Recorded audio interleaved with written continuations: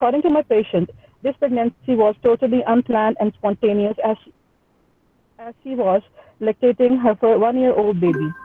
She experienced symptoms of pregnancy, that is nausea, vomiting, Hmm. morning sickness, when she did her urine pregnancy test and at home, and to her surprise, it came out to be positive. She went to a nearby clinic where her vitals were checked and they were normal. A lady doctor did her ultrasound and confirmed a single viable intrauterine pregnancy of 13 weeks. Doctor advised her blood test and urine test and they came out to be normal. She prescribed her iron and calcium supplements and asked her to take iron in the morning with water and not with milk or tea, and calcium in the evening. Patient had history of PD spotting, pervaginal spotting, after 1 week of which she again went to the same lady doctor and she did her ultrasound and reassured her and prescribed capsule transamine PDS for 5 days, dapagliflozin BD, injection IVFC 5,000 international unit अभी intramuscularly क्या for क्या चीज advice की? दोबारा से जरा बताएं, आपका माइक थोड़ा सा गड़बड़ कर रहा है। हाँ जी, बताइए uh, दोबारा से ये। patient had history of she- she- pervaginal spotting 1 week, 1 week. ठीक है। After 1 week, for which she again went to the same lady doctor and she prescribed her hmm. ultrasound and reassured her. She did her ultrasound and reassured her and prescribed capsule transamine for 5 days, TDS, tablet hmm. Defuston, BD, injection IVFC 5,000 international unit, intramuscular for consecutive 3 days, then weekly, which she hmm. had been taking till now. There is no hmm. history of fever, flu, rash, no history of increased thirst, appetite, or increased urination, no history of urinary or bowel complaints. Hmm. She had been ठीक है। taking tonics and went for anomaly scat at around 21 weeks to a private hmm. clinic, and that was too normal. Quickening started hmm. at fifth month of gestation. My patient reported at Jinnah Hospital, Lahore, on 16th of June 2021 for her antenatal checkup when she noticed a gradual increase in the size of her abdomen for the last 20 days. She complained of pressure symptoms, pedal edema on prolonged standing in the kitchen for cooking purpose, shortness of breath on doing household work, shortness of breath worsens on walking and is relieved on taking rest. She does not hmm. complain of any perirectal bleeding, pervaginal bleeding, or pervaginal discharge. There is no family history of chronic hepatitis or diabetes mellitus. There is no urinary or hmm. bowel complaints. She was advised hmm. departmental scan after assessing the fundal height. That too was not corresponding with the date the patient had told and that were on the previous scans. Her scans showed increased amount of water around the baby. Hmm. She does not give any history of Leica drainage procedure or some medicines that were taken at hospital. My patient was admitted for workup and advised 6 blood sugar levels that were being done at hospital. She was advised injection insulin TDS. She does not know about the exact units that were being injected in her abdomen. Some blood tests and urine tests were also sent, and she does not know about the reports yet. My hmm. patient is Gravida 3 para 2, two alive issues with 2 previous spontaneous vaginal delivery. One is a girl and other one is a boy. Both pregnancies were spontaneous, unplanned, and uneventful. My patient does not give any history of dysmenorrhea, dyspareunia, intermenstrual bleeding, postpartum bleeding. Her menstrual cycle is also regular, 3 to 4 days, and hmm. soaks 1 to 2 pads per day. No history of any contraception or pap smear. There is hmm. no significant past medical history. Although patient gives history of appendectomy at the age of 14 years. No hmm. other past surgical history noted. Her father hmm. died of ischemic heart disease. Mother is a non-hypertensive, non-diabetic. No family history of asthma, TB, thyroid, cardiac, or any renal anomaly. She is a non-smoker, hmm. non-addict. Her urinary and bowel habits are normal. Her sleep cycle is also normal. She belongs to a middle class family. There are total 7 family members. 2 of them are earning. They live in a rented house having 3 rooms and they all are well ventilated. They drink filtered water and basic necessities of life are easily met. There is no history of any allergy to drug or food. No history of blood transfusion reaction. Hmm. My patient is sitting comfortably on her couch, well आपकी oriented to history time complete हो place. गई? आपकी history complete हो गई Junaira? Uh, Madam, she is at 33 weeks today. तो नहीं, अभी मैं तक तो हिस्ट्री ऑफ प्रेजेंट इलनेस की बात कर रही हूँ कि वो कंप्लीट हो गई, मतलब कंप्लीट हिस्ट्री जो आपकी बेसिकली लास्ट तक है वो कंप्लीट हो गई?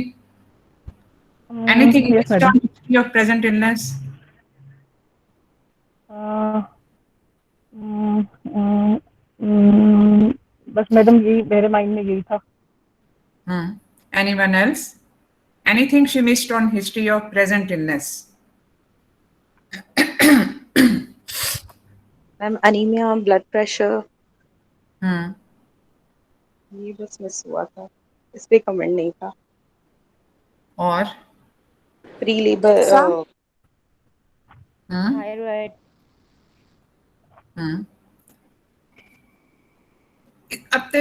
since admission, what has been done with her so far and what is the today's situation? ये सब चीजें बताना जरूरी होता है और इसमें आपने बाकी चीजों पे कमेंट नहीं किया। And what are the complications of diabetes in this case? Complication में एक पॉलीहाइड्रामियोस वाली चीज तो आपने बता दी, और लेकिन ये है कि बाकी जो कॉम्प्लिकेशंस हो सकती हैं, जो अपेरेंटली पेशेंट खुद भी आपको सिम्टम बता सकता है, कम से कम उसके बारे में आप कुछ बता सकती हैं। यूरिनरी बावल कंप्लेंट आपने बता दी, व्हाट एल्स? प्रीटर्म लेबर नहीं, वो तो पेशेंट पेन, हाँ ठीक है, वो भी पेशेंट से सिम्टम तो पूछे जा सकते हैं।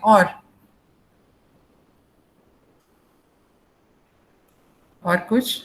हाइपोग्लाइसेमिक इवेंट्स, हाइपोग्लाइसेमिक इवेंट्स, वो भी पूछा जा सकता है। और Any DEXA given or not? anomaly scan, वो भी पूछा, उन्होंने पूछ लिया, not detail anomaly scan, shortness of breath, shortness of breath का भी उन्होंने बता दिया। हॉस्पिटल कोर्स पूछेंगे, ट्रीटमेंट अप टिल नाउ। हाँ, वो इंसुलिन बेसिकली पेशेंट ने जब सारी मेडिसिन के भी नाम उसको पता है, तो और इंसुलिन के अलावा और क्या इसकी हिस्ट्री, उसमें ट्रीटमेंट उसको क्या क्या मिली, उसका प्लान ऑफ मैनेजमेंट उसे क्या डिस्कस हुआ। What about the fetal moments? Bleeding का तो सिर्फ एक दफा हिस्ट्री थी, स्पॉटिंग इनिशियली, लेकिन उसके बाद कैसा उसका पीरियड रहा। और इसके साथ इंसुलिन जब इसको शुरू हुई है, since she has been admitted in the hospital, what about the control of hyperglycaemia? तो कंट्रोल के बारे में भी, पेशेंट को सारे मेडिसिन के नाम पता हो सकते हैं, वो कंट्रोल के बारे में भी बता सकती है कि कंट्रोल था या नहीं था, डाइट कंट्रोल कर रही है या नहीं कर रही है, सब चीजें वो बता सकती है। दूसरी चीज ये कि आपने उसमें रिस्क फैक्टर भी तो एवेलुएट करने हैं about, because now she has developed the diabetes, तो उस पेशेंट में रिस्क फैक्टर्स क्या हैं? फैमिली हिस्ट्री में कहीं डायबिटीज का जिक्र नहीं है, प्रीवियस जो प्रेगनेंसीज है उसमें डायबिटीज हुई ना हुई, या अगर उसको नहीं पता तो सिम्टम्स थे या नहीं थे, उसका कोई जिक्र नहीं है। तो ये सब चीजें हैं जो कि इसकी हिस्ट्री में बतानी जरूरी हैं। मैडम, इसकी जो प्रीवियस स्पॉन्टेनियस वजाइनल डिलीवरीज है उसमें मैंने बताया कि ये अनइवेंटफुल थी और अनप्लान्ड थी, अनइवेंटफुल थी, ऐसा कोई उसमें नहीं था मसला। और फैमिली हिस्ट्री भी बताइए कि रिलेटेड नहीं, एंटीनेटल पीरियड में आपने स्पेसिफिक इंटेरोगेशन में आपने मेंशन करना है कि इसमें प्रीवियस प्रेगनेंसीज में इसको कोई इम्पेयर्ड ब्लड शुगर लेवल्स का प्रॉब्लम नहीं था। ठीक है, चलें जी, अब आगे चलें। Examination findings. My patient is sitting comfortably on her couch, well oriented to time, place, and person, answering all my questions intelligently and is also cooperative. Her blood pressure is 120/80 millimeter mercury. Pulsation is 86 per minute. Beats per minute. Respiratory rate is 16 beats per minute. Temperature is 98 degree Fahrenheit. She is pale looking, no glossitis or stomatitis or oral ulcers. Thyroid appears normal. No enlarged lymph nodes palpable. All the 4 quadrants of bilateral breasts are non-tender and are normal. No clubbing or chylomicria, no deformity or of spine noted, no sacral or pedal edema noted. Normal vesicular breathing with no added sound, the apex speed at 6 intercostal space, no murmur or added sound. Abdomen appears protuberant and huge with central umbilicus. Stria are visible, no penicillin incision found. However, a para-umbilicus scar is seen that indicates a previous appendectomy. No visible veins or pulsations. Symphysiofundal height is 34 centimeter. That too is not corresponding with the date. 36 centimeter. That too is not corresponding with the date. The lies longitudinal cephalic presentation. Fetal heart sound is audible. Estimating fetal weight could not be assessed. Palpable force 5/5. And madam, ये examination पे मैंने fetal parts were not easily palpable. Not easily palpable, exactly. Ji, the estimated fetal could not be assessed. ठीक है, लेकिन fetal parts were easily palpable, यही आपने बताया ना? नहीं मैडम, फीटल पार्ट्स मैंने हेड 5/5 था हेड। अच्छा ठीक है, चले अब समराइज करें अपने केस को। Ma'am, my patient Gravida 3 para 2 previous spontaneous vaginal delivery. The previous pregnancies were uneventful and unplanned and uneventful. This too was an unplanned pregnancy when the patient developed the symptoms of heaviness and the heaviness, and she noticed the protuberant abdomen. When she reported at Genoa Hospital, Lahore on 16 June 2021, and where she was assessed and scans were done, that too showed of the increased water around the baby. The tests were also sent, blood and urine tests were also sent, but she does not know about the reports yet. The doctor said the insulin units, that too were TDS, but the patient does not know about the exact units. But she says that my insulin, my glucose, इतनी लंबी detail बतानी नहीं जरूरी होती, बस उसमें सिर्फ आप ये कह सकते हो कि इंसुलिन उसको स्टार्ट हो गई। अब उसमें इतना पूरी तफसील नहीं बतानी होती। आपका डायग्नोसिस क्या है? The fundal height is almost 4 weeks larger than the actual duration of pregnancy. Madam, since there is no ultrasound के या पेशेंट की अपनी स्टेटमेंट के मुताबिक तो जो है सो है, लेकिन आपका अपना जो क्लिनिकल डायग्नोसिस है उस पे आप जरा कमेंट करें। पॉलीहाइड्रोमनियोस का मुझे लग रहा है केस ये। कैसे? मैडम, ये इसकी जो बेबी की फंडल हाइट भी ज्यादा है, लाइकर भी ज्यादा आ रहा है, मतलब एब्डोमेन जो है उसका ह्यूज है, डेट के अकॉर्डिंगली उसका नहीं है। और ठीक है, there may be other reasons for this larger for dates maybe. How can you say clinically that this is a case of polyhydramnios? Because on your clinical examination, while doing abdominal examination, आपने उसके Likert पे उस तरह से comment नहीं किया था, तो आपने इसका डायग्नोसिस पॉलीहाइड्रामनियोस का कैसे बनाया on clinical examination? Ma'am, abdomen ये भूल जाएं कि पेशेंट ने आपको कोई अल्ट्रासाउंड फाइंडिंग बताई है। Suppose this patient comes for the first time, उसको नहीं पता कि प्रॉब्लम क्या है, and you have to make diagnosis on clinical examination. तो इसमें आपने पॉलीहाइड्रामनियोस का डायग्नोसिस क्लिनिकली कैसे बनाया? मैम, पेशेंट जो डेट्स बता रही है उसके साथ उसकी एब्डोमेन जो फंडल हाइट भी कॉरेस्पॉन्ड नहीं करी। पेशेंट का एब्डोमेन टेंस है, टेंडर है, वो शॉर्टनेस ऑफ ब्रेथ और इस तरह की जो कंप्लेंट्स बता रही है, उससे मुझे ये लग रहा है कि पॉलीहाइड्रोमनियोस का केस है। बस सिम्टम के ऊपर आप बेस करोगे? Symptoms of clinical findings. Clinical findings पे क्या? बहुत सारी और वजहों से भी हो सकती है, और इसके अलावा लार्जर फॉर डेट जो है, symphysio fundal height can be larger than the duration of pregnancy for other reasons as well. हाँ जी, बिल्कुल। ऐसी कोई मैस एब्डोमेन भी हो सकता है उसमें, उसमें भी हाइट ज्यादा हो सकती है। How would you say that this is a case of polyhydramnios? Ma'am, provisionally भी कह सकती हूँ और डिफरेंशियल भी दे सकती हूँ साथ। I am obviously on the basis of investigation या फर्दर मैं वर्कअप करवाऊंगी तो I will be confirm. Investigation से पहले clinically you should be able to make diagnosis before any other investigations. तो क्लिनिकली आप ये कैसे कह सकते हो कि ये बच्चा बड़ा नहीं है लेकिन लाइकर ज्यादा है? Can you comment on it? Examination findings पे बिल्कुल आप ये कह सकते हो, और आपने खुद इसमें बोली हैं कुछ चीजें जिसके बेस पे आप ये कह सकती हैं कि इसमें एक्सेसिव लाइकर का ये केस है। आओ मैडम, फीटल पार्ट्स जो है उसके इस तरह पैल्पेबल नहीं होंगे। और मैम, क्योंकि जब आप इवन अगर आप एक्सेसिव लाइकर भी कहेंगी, आपको इसका जो डायग्नोसिस है उसको जस्टिफाई करना आना चाहिए कि ये केस ये किसी और वजह से नहीं, ये एक्सेसिव लाइकर की वजह से इसकी फंडल हाइट ज्यादा है। तो इसलिए you should be able to demonstrate it clinically and to justify it clinically. Ultrasound पे तो फिर सारी चीजें हो ही जाती हैं। मैम फ्लूइड थ्रिल से देखेंगे। फ्लूइड थ्रिल आप कैसे, उसमें कैसे देखोगे?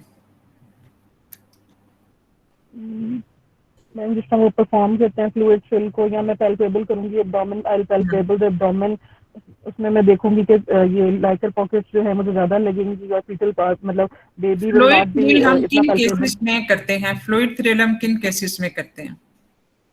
एसआईटीज में वैसे करते हैं, सीएलडी एसआईटीज और इस तरह हाँ। की चीजों में करते हैं।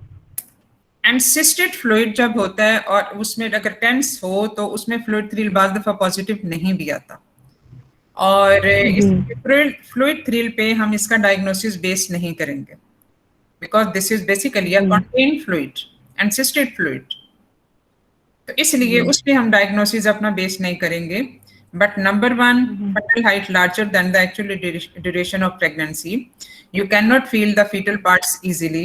Fetal head is 5 by 5 palpable, and above all, the fetal parts are easily billotable from side to side. और इसमें अगर फीटल पार्ट्स आपको इजीली, अगर बहुत ये मॉडरेट टू स्वेयर पॉलीहाइड्रेमनियोस हो तो उसमें फीटल पार्ट्स आपको फील ही नहीं होते. It is just the fluid which you are feeling, the not the fetal parts. But for the mild to moderate polyhydramnios, you can feel the fetal parts, but these are very easily billotable in excessive amount of the liquor. तो ये वो चीजें हैं जिनके base पे आप इसका diagnosis करेंगी, ठीक है? तो इसमें फ्लूइड थ्रिल और शिफ्टिंग डलनेस का तो कोई रोल नहीं बिल्कुल आ जाता, और शिफ्टिंग डलनेस तो वैसे ही जो है वो फ्री फ्लूइड के उसमें केसेस में किया जाता है, ठीक है? चलें जी, ये तो हो गया कि आपने अपने डायग्नोसिस को जस्टिफाई कैसे करना है.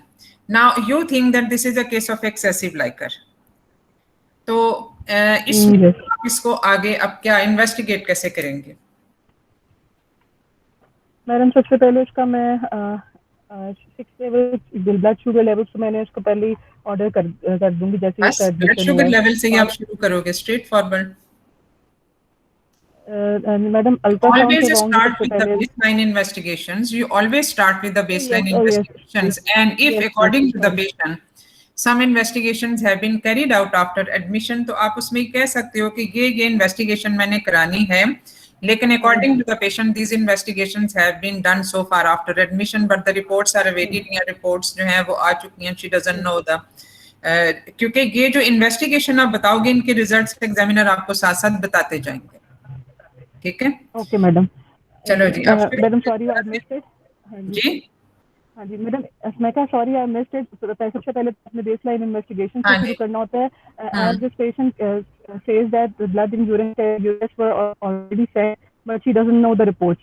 तो ब्लड में हम मैडम सीबीसी, इसका सीबीसी हीमोग्लोबिन प्लेटलेट काउंट और ये ब्लड शुगर लेवल इसका और ये हेपेटाइटिस वायरल मार्कर्स इसके. ब्लड शुगर लेवल आपने ऐसे नहीं कह देना, ब्लड शुगर लेवल को आपने स्पेसिफाई करना है कि कौन से लेवल्स आप ब्लड शुगर के करवाओगे, because fasting blood sugar level. हाँ जी, fasting blood sugar level and random blood sugar level. अच्छा. और यूरिन कंप्लीट में मैडम मैं इसकी बायोकेमिस्ट्री और माइक्रोस्कोपी करवाऊंगी बोथ. और इसमें बायोकेमिस्ट्री में मैं इसके प्रोटीन्स कीटोन्स देखूंगी और एसीटोन्स देखूंगी, और जो इसमें उसके बाद मैडम मैं इसका आरएफटीज भी करवाऊंगी, एलएफटीज भी करवाऊंगी to see the any complication. Urine complete में आपने क्या बोला? कीटोन, एसीटोन, ये चीजें आपने बोली हैं. आपके थोड़ा सा ना माइक का भी इशू है शायद. हाँ जी, आपने मैडम ये यूरिन कंप्लीट. हाँ जी मैडम प्रोटीन्स और प्रोटीन्स एंड कीटोन्स बोथ. ठीक है, आगे चलें. आरएफटीज एंड एलएफटीज भी मैं भेजवाऊंगी. आरएफटीज में यूरिया क्रेटिनिन देखूंगी, एलएफटीज में specially ALT and bilirubin I will like to see. And उसके बाद मैडम इसके अलावा मैं इसकी बेस लाइन में ये करवाऊंगी और आई एग्जामिनेशन भी, फंडोस्कोपी भी उसका मैं टर्शरी केयर में तो मैं उसको आई डिपार्टमेंट को भी कॉल भेजूंगी कि इसकी फंडोस्कोपी की जाए. और इसके अलावा मैडम इसका स्कैन करवाऊंगी और पिछले सारे स्कैन इसके मांगूंगी, डेटिंग स्कैन इसका, उसके बाद इसका एनॉमली स्कैन, फिर उसकी ग्रोथ स्कैन उसके बाद जो हुआ है. और अभी भी यहाँ से भी दोबारा मैंने इस पेशेंट का स्कैन वैसे हो चुका है जिसमें इंक्रीज लाइकर उन्होंने कमेंट कर दिया. अच्छा ठीक है, उसके बाद में बात करते हैं. अच्छा, ये इस टेस्ट आपके कंप्लीट हो गए? सारे टेस्ट आपके कंप्लीट? मैडम, हाँ मैडम, इसके अलावा प्रीवियस रिकॉर्ड को चेक करने के लिए HbA1c भी 3 मंथ्स रिकॉर्ड्स को देखने के लिए करवाऊंगी। अच्छा, जी। ठीक। और टेस्ट आपके कंप्लीट हो गए? मैम बेस लाइन, हम्म हाँ जी मैडम, बेस लाइन्स भी हो गई हैं, और ये जो शुगर से इसका डायबिटीज से रिलेटेड है वो भी मैंने बता दिया। अच्छा, चलो अब हम थोड़ा सा जरा टेस्टों को देख लें। आपने एक लंबी लिस्ट में टेस्टों की बता दी। अकॉर्डिंग टू द पेशेंट, इसमें जो इसको सिम्टम्स या जो ब्लड शुगर लेवल जो रेज्ड इसके आए when these were diagnosed for the first time? When she came to the hospital, 16 When June. she came to the hospital now at 32 weeks of pregnancy. ठीक है, ऐसा ही है ना? अच्छा, इसमें आपने बहुत सारे टेस्ट हैं जिसकी जस्टिफिकेशन आपने देनी है। Why you did her HbA1c, why you did her fundoscopy and why you did her LFTs. Ma'am HbA1c तो मैंने इसलिए करवाया कि मैं देखूं कि प्रीवियस 3 मंथ्स का रिकॉर्ड इसका क्या है, कि इसको शुगर तब से कैसी चल रही है, इसका इसमें कोई control, obviously she didn't know about it, तो उसका कैसा रहा है, इसका पहले कैसा पैटर्न इसका रहा है। ये आप अगर ये आपने ये इंफॉर्मेशन ले ली, how it will help you in the management of this patient? Diagnosis या मैनेजमेंट, किस चीज में ये आपको हेल्प करेगा? Even if you know the previous 3 months control of blood sugar levels, how it will help you to manage it? मुझे pattern पता चल जाएगा और शुगर लेवल थोड़ा सा मुझे ये अंदाजा हो जाएगा कि इसका पहले से ही अनकंट्रोल्ड है या अभी अभी अभी हुआ है, या इसका अब प्रेगनेंसी में किस तरह इसका मुझे पैटर्न पता चलेगा, उसमें इंसुलिन एडजस्टमेंट कर सकूंगी। उससे मैं एग्री करती हूँ कि पैटर्न आपको पता चल जाएगा, लेकिन इससे ओवरऑल मैनेजमेंट में क्या फर्क पड़ेगा?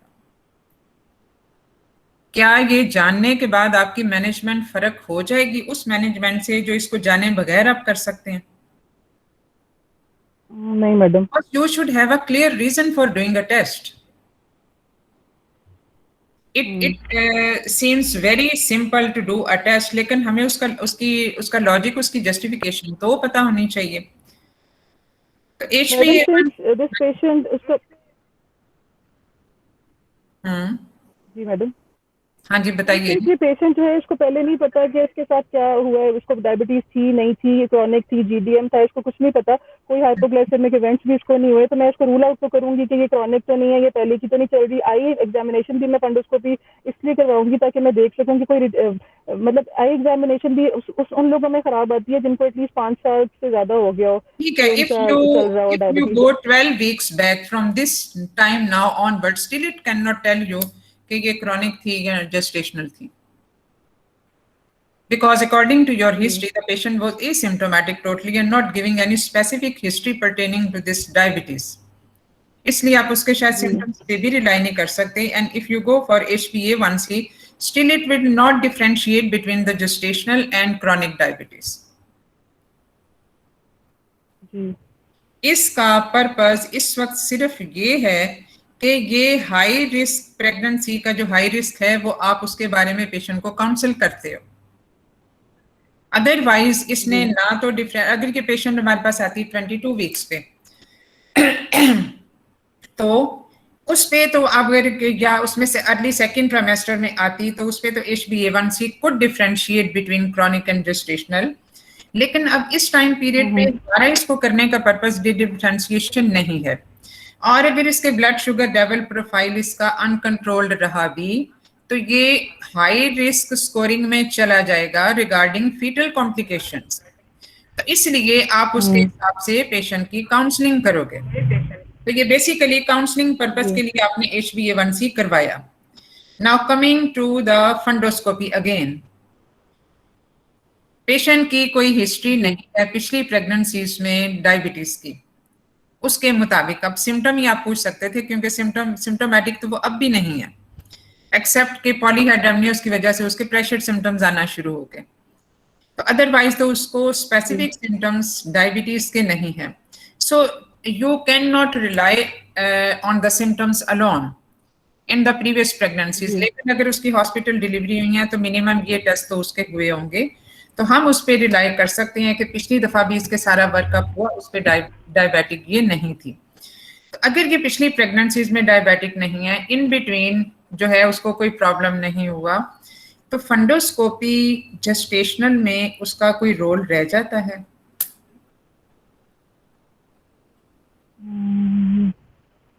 नहीं मैडम।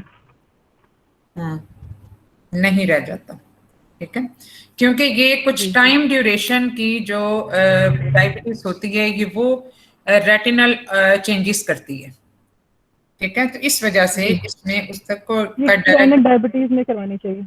हाँ, नाउ कमिंग टू द एलएफटीज। एलएफटीज का इसमें क्या वो है लॉजिक है कराने का इस पेशेंट में जिसमें और कोई हमें वजह नहीं मिली? एलएफटीज में हम लिवर फंक्शन देखते हैं जिसमें एएलटी और बिलीरुबिन जो है वो उसका इम्पोर्टेंट होते हैं। नहीं, क्यों? इस क्या डायबिटीज लिवर फंक्शन को इफेक्ट करते हैं? मैडम डायबिटीज तो हर सिस्टम को इफेक्ट करता है, रीनल और सारे बाकी भी, eye, renal, every system is affected. इसका ये लिवर पे इफेक्ट नहीं करता, डायबिटीज लिवर को इफेक्ट नहीं करती। अलबत्ता आरएफटीज के साथ I can agree to some extent. Gestational में अगर जो शॉर्ट टर्म डायबिटीज में आरएफटीज पे भी इतना इफेक्ट वो बहुत ज्यादा नहीं होता, लेकिन चलें आरएफटीज को आप किसी हद तक फिर भी कर सकते हो जस्टिफाई, लेकिन एलएफटीज का तो इसमें अगर वो ओरल ले रही होती नहीं, लेकिन अभी तो इंसुलिन पे है, ओरल तो है भी नहीं है, ओरल पे तो है भी नहीं। ओरल ले रही हो तो उसके तो जस्टिफाई फिर कर सकते हो, लेकिन अभी ये ओरल मेडिसिन पे तो है भी नहीं है। तो अगर ये ओरल ले रही हो और लॉन्ग टर्म ले रही हो तो फिर आप उसमें किसी हद तक कह सकते हैं, लेकिन उसमें अदरवाइज पेशेंट पहली दफा आया, पहली दफा डायग्नोज हुआ, पहली दफा उसको इंसुलिन स्टार्ट हुई, तो उसमें एलएफटीज का तो कोई रोल नहीं हो जाता, ठीक है। अच्छा, अब है नाउ यूरिन कंप्लीट में आपने कीटोन और प्रोटीन्स, पेशेंट में कोई सिम्टम्स नहीं है, तो सॉरी प्रोटीन का तो ठीक है वो उसका है, लेकिन कीटोन्स आपने क्यों मांगे? मैडम हाइपरग्लाइसीमिया जो होता है, हाइपरग्लाइसीमिया उससे पेशेंट कीटोसिस में भी तो जा सकता है बच्चा भी, तो इसलिए मैंने फिर कीटोन्स का कहा है। क्या कीटो एसिडोसिस एसिम्प्टोमेटिक हो सकता है? No, it's an emergency. तो फिर चलो ये भी मसला हल। यूरिन कंप्लीट एग्जामिनेशन, हाँ ठीक है, यूरिन कंप्लीट, इसमें यूरिन कंप्लीट में खुद से कुछ चीजें ना डालो जिनकी जस्टिफिकेशन मुश्किल हो जाए, फिर जैसे इन्वेस्टिगेशन आपको दोबारा बताना चाहूंगी। अच्छा चलो बता दो मैम, ये कीटोन्स वाला प्लीज थोड़ा क्लियर करते हैं, क्योंकि कहते हैं कि जो भी हाइपरग्लाइसेमिक अनकंट्रोल्ड हो आप उसके कीटोन्स एक दफा देख लें। अभी तो हमें ब्लड शुगर लेवल भी नहीं पता, अभी तो हमें सारी चीजें नहीं पता, तो इसमें जब सारे ब्लड शुगर लेवल्स पे हम जाएंगे, अब ये सिर्फ इस बेस पे करना कि हमने इंसुलिन पे डाल दिया, इंसुलिन पे डालने की तो और इंडिकेशन है इस केस में, लेकिन उसमें कीटोन स्ट्रेट फॉरवर्ड, जबकि देखो थोड़े बहुत कीटोन्स तो इवन डिहाइड्रेशन में भी पॉजिटिव आ जाते हैं। तो अनकंट्रोल्ड डायबिटीज मिलाइटस जिसमें एक खास लेवल से ऊपर चले जाते हैं ब्लड शुगर लेवल और वो टोटली अनकंट्रोल्ड होते हैं and persist for some time, वहां पे जहां पे पूरा मेटाबॉलिज्म इफेक्ट होता है वहां पे कीटोएसिडोसिस डेवलप होता है, नेवर एसिम्प्टोमेटिक। तो वहां पे तो आप उसकी डायरेक्ट जस्टिफिकेशन दे सकते हो। एक ऐसी इन्वेस्टिगेशन जो आपको मुश्किल में डाल दे, आप उसको बेहतर होता है कि उसको स्किप करें। तो इस वजह से जो है आपने उसको स्ट्रेट फॉरवर्ड अभी एज अ फर्स्ट नहीं मांगना, आपने सिर्फ यूरिन कंप्लीट एग्जामिनेशन को आप इसको सिंपल क्यों नहीं देने, बस उसमें सिंपल आप बायोकेमिस्ट्री केमिकल उसका वो है एनालिसिस है, उसकी फिजिकल प्रॉपर्टीज हैं, उसके हिसाब से बस मांगे। और ज्यादा उसमें चांसेस होते हैं डायबिटिक्स में यूटीआई के भी, उसके अब मार्कर्स वो तो उसी में एक्सप्लेन हो जाएंगे, ठीक है। माइक्रोस्कोपी है, फिजिकल है, केमिकल एनालिसिस है, बस यहाँ तक अपने आप को रिस्ट्रिक्ट रखें। और जब पेशेंट हाँ जी सॉरी मैडम आप बात करें प्लीज। हाँ ठीक है, बस उसमें कीटोन्स पे हम बात कर रहे थे, तो इसमें अब इसके जरा रिजल्ट भी हमें बता दें सारे टेस्टों के। मैंने रिजल्ट उसको नहीं पता, मैंने एग्जामिनर से मांगना। नहीं, पेशेंट के टेस्ट हुए नहीं हुए अभी तक, रिपोर्ट्स नहीं आई हुई हैं। मैडम नहीं, पेशेंट के एक दिन उसी दिन गए थे और कहे थे अभी रिपोर्ट्स अवेटेड है। अच्छा, रिपोर्ट्स अभी इसकी हैं, तो चलें इसको मैं खुद आपको बता देती हूँ। सीबीसी में हीमोग्लोबिन इज 9.9, ये आप नोट कर लो। और blood madam sugar level fasting are 130। और ये जो रैंडम आपने मांगी है, what do you mean by random? Random madam ये बिटवीन द मील्स या इसका पोस्ट ग्रैंडियर। इसका एक टाइम लिमिट होती है, आप इसको रैंडम इस तरह से नहीं कह सकते। फास्टिंग तो इसका ठीक है, फास्टिंग की 8 आवर्स होती है। नहीं वो जी तो जी। ठीक है, फास्टिंग तो समझ में आ गई, लेकिन रैंडम को आपको स्पेसिफाई करना पड़ेगा कि मील्स के कितने घंटे बाद, 1 घंटा, 2 घंटे, 3 घंटे। 2 आवर्स का। 2 आवर्स बाद। 2 2 आवर्स आवर्स। बाद। अच्छा, 2 आवर्स के बाद हैं इसके 170। ठीक है। यूरिन कंप्लीट पे इस 8 to 10 पास सेल्स, हम्म, और बाकी सब चीजें नेगेटिव। आरएफटीज ठीक है, हम्म, एलएफटीज तो हम मांग ही नहीं रहे। ठीक है। और बाकी आपने हम्म, टेकिंग एनॉमली ग्रोथ स्कैन का, पेशेंट के इतने हुए हुए हैं अल्ट्रासाउंड, पेशेंट क्या बताती है आपको हिस्ट्री पे? 3 स्कैन मैडम हुए हैं। एक उसका डेटिंग स्कैन था, एक अब हम्म जब उसको पीवी स्पॉटिंग हुई, एक उसका नॉर्मली स्कैन था और एक अब यहाँ पे हम्म, हुआ है आपके फोर्थ। ठीक है। अब HbA1c is 6.9 in this case. ठीक है मैडम। आप इस पे कमेंट करें आप, और अपनी मैनेजमेंट को आगे लेके चलें। क्या अल्ट्रासाउंड की रिपोर्ट भी आपको पता थी या नहीं पता थी? अल्ट्रासाउंड की मैडम उसने बस ये बताया था, और उसके जो उसमें आया हुआ था कि इंक्रीज अमाउंट ऑफ लाइकर है, और पोली हम्म का उन्होंने दिया हुआ था, पोलीहाइड्रोम्नियोस। अच्छा, बस सिर्फ ये इतना सा कमेंट था। And what about the fetal biometry? Madam scan की रिपोर्ट उसके पास कोई भी नहीं थी, ये पेशेंट ने खुद बताया था। हम्म फाइल उसके पास थी ही नहीं। ये पेशेंट ने खुद बताया था कि अल्ट्रासाउंड में पानी जो है बच्चे के इर्द गिर्द ज्यादा है, हाँ, और ये डॉक्टर्स ने बताया। ठीक है। अच्छा, इसमें जो है, अब ये सारी रिपोर्ट आपके पास है, अल्ट्रासाउंड की आपको पता है, बाकी मैंने आपको बता दी है। जी नाउ डिस्कस द जी madam. Management in this case. आप 1 मिनट जरा ऑर्डर के, मैं एक जरूरी कॉल जरा अटेंड कर लूँ। जी जी मैडम।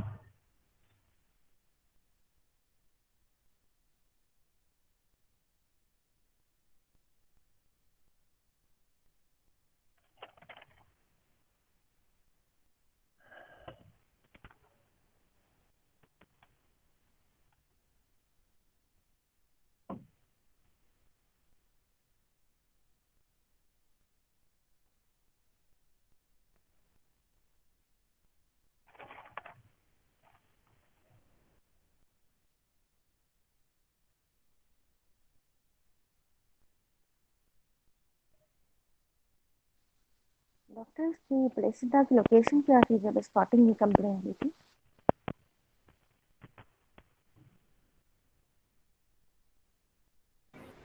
डॉक्टर, अगर आप अपना माइक थोड़ा सा दूर रख के बात करें, मे भी शायद हमारे लिए आवाज़ सुनना आसान हो जाए।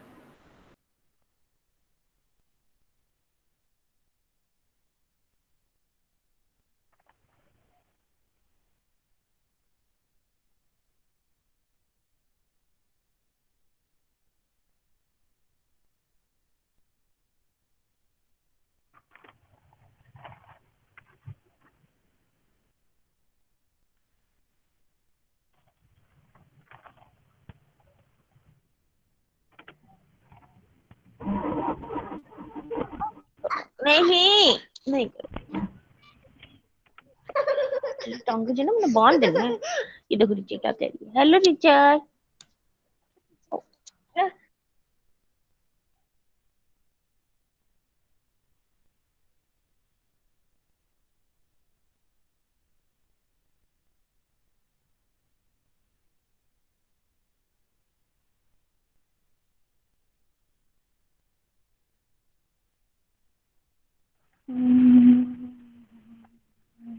If I need to deliver an uncomplicated and healthy baby, I will counsel my patient regarding the risk of increased blood sugar levels of the baby and mother. I will counsel her to have a glucose. I will also show her the importance of diet exercise. I will make a diet chart for which, after discussion with making in this segment, said the calories according to that. I will make 3 big meals and disease spices.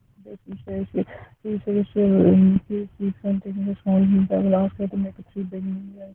I will tell her to do 30 minutes push for baby. I will tell her how to use a glucometer and record the physical evaluation to make a chart. I will counsel. चलें जी, अब हम शुरू करें दोबारा। अब हम इसकी management पे थे जी। मैनेजमेंट का बताइए। मैनेजमेंट में my aim is to deliver a healthy and an uncomplicated baby. For that, I will counsel my patients regarding these reports and the risk of increased blood sugar levels on the baby and the mother. I will counsel her regarding her lifestyle modifications and importance of diet and exercise. I will make a diet chart for her after discussing her likings and dislikings and set a calories according to her weight. As patient says that she keeps on taking small meals all day, I will ask her. आपने इसका BMI हमें बिल्कुल नहीं बताया, ना height ना wait. तो diet chart आप कैसे बनाओगे? According to her weight. उसका नॉर्मल लेडी का जो वेट होता है वो 50 kg पर डे होता है, जिसमें हम 2300 कैलोरीज हम लोग उसको दे सकते हैं per day. So this patient seems overweight. For that, I will set her calories up to 2000 calories per. हम सिर्फ एवरेज वेट पे नहीं चलते होते, पेशेंट का एग्जैक्ट वेट पता होना चाहिए। एग्जाम में आपने हाइट वेट से BMI कैलकुलेट करना होता है। अगरचे प्रेगनेंसी के दौरान में जो आप BMI कैलकुलेट करते हो, that is not truly indicative of the BMI, क्योंकि प्रेगनेंसी में वेट गेन वैसे भी हो जाता है। तो ये प्री प्रेगनेंसी वेट पे बेस करता है। But a patient who has come for the first time, उसमें तो आपने प्रेगनेंसी वेट उस पर ही रिलाई करना। तो एटलीस्ट आपको वेट का तो पता हो, पेशेंट के वेट का। ठीक है मैडम, सॉरी मैंने नहीं निकाला इसका, लेकिन एग्जाम में आई विल बी वेरी केयरफुल कि BMI इसका पेशेंट का पहले निकालना, उसके अकॉर्डिंगली ये जरूरी है। पेशेंट में क्या, गायनी पेशेंट में भी जरूरी है। बाद दफा हमने कुछ ड्रग डोजेज तो बाद दफा बेसिक वेट पे कवर करती है, तो इसलिए आपने वेट का बताना होता है। चलो डाइट चार्ट को अब आगे लेके चलो। What is the basic rules of diet chart? और डाइट आपने प्लान करनी है, उसमें बेसिक रूल्स क्या होते हैं? मैम बेसिक रूल्स उसमें ये होते हैं कि हम बजाय इसके कि वो जितने स्मॉल मील्स पूरे दिन ले लिए, we will set the calories and divided in पर 3 small meals and 3 large meals. And I will उसमें मैडम उसकी जो 3 बिग मील्स हैं उसकी अगर 2000 कैलोरीज वो पर डे ले सकती है, तो उसके 3 बिग मील्स में मैं उसका 400 कैलोरीज उसकी, उसमें जैसे एक रोटी में 100 कैलोरीज हैं, एक बॉइल्ड एग में 100 है, एक ऑमलेट में 200 कैलोरीज है, एक चाय में 550 कैलोरीज है। तो उसमें हमें उसको डिवाइड करके उसका एक बिग मील बनाऊंगी 400। आई अंडरस्टैंड आपको डाइट को डिजाइन करना है, लेकिन बेसिक रूल का मतलब ये है कि किस BMI पे कितनी किलो कैलोरीज आप उसको पर डे दोगे, क्योंकि ऐसे तो आपने डाइट को डिजाइन करना अब थोड़ा सा लंबा वो हो जाता है। लेकिन ये है कि आपने इसका बेसिक रूल सिर्फ आपने बताना होगा कि as her BMI is this, इस वजह से इसकी जो कैलोरिक रिक्वायरमेंट है per day will be this. तो उसके मुताबिक करनी है। Since she is overweight, तो उसका कैलोरी जो रिक्वायरमेंट उसकी बनेगी वो 1500 to 2000 कैलोरीज पर डे बनेगी। BMI का अकॉर्डिंगली निकालूंगी। 2300 बेटा, आपके माइक का वैसे थोड़ा सा इशू है, तो इसमें 1500 to 2000। 1500 to 2000। अच्छा ठीक है जी मैडम, क्योंकि ओवरवेट है। ठीक है, अच्छा ठीक है, आगे चलें। डाइट चार्ट को हम और आगे। I will tell her to do 30 minutes brisk walk daily. I will tell her how to use a glucometer and record her blood sugar levels and make a chart. Walk इसकी empty stomach होगी और after मील होगी? After मील, ठीक है। I will counsel her to keep observing the fetal movements and report to labor room in case of any emergency or decrease fetal movements. के बाद madam इसकी lifestyle modification को सारा कुछ मैं इसका डिस्कस करके फिर एज अ कपल से मैं इसका mode of delivery modification patient में का अब क्या रह जाता है? डाइट और एक्सरसाइज का तो आपने बता दिया, तो फिर इसमें लाइफस्टाइल मॉडिफिकेशन में और क्या रह जाएगा? Is there anything else in lifestyle modifications? Ma'am low glycaemic index वाली चीजें ये खाए, हाई ग्लाइसेमिक इंडेक्स वाली ना खाए, वो भी मैं इसको डाइट बताऊंगी सर। तो डाइट के साथ आपने बतानी होती है, एक है क्वांटिटी ऑफ फूड और एक है quality of food. So how she will fulfil her caloric requirement, ये तो उसी के साथ आपने डिस्कस करना है। चलो आगे चलो, डाइट और एक्सरसाइज के बाद अब आगे। Ma'am, after that, I will discuss with the couple regarding the mode of delivery. As patient had the previous 2 spontaneous vaginal deliveries, it will be my utmost desire and wish to deliver this baby. अभी आप इससे mode of delivery discuss करोगे without discussing her pharmacological management which she is already on, और इस blood sugar level के साथ जो मैंने आपको आज के लेवल बताए।